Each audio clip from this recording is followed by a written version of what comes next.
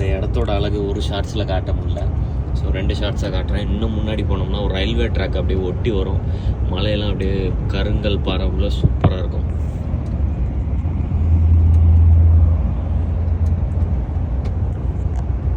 பாருங்கள், வீட்டை பாருங்கள். இங்கே வருது பாருங்கள் ரயில்வே தண்டவாளம். அது அப்படியே நம்ம கூடவே வரும்.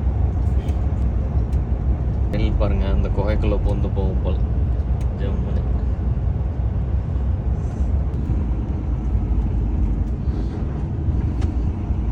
வைக்கப்புல் ஏற்றிட்டு வந்துட்டு இருக்காரு. வைக்கப்புல் இந்த இடம் தான் நான் சொன்ன இடம்.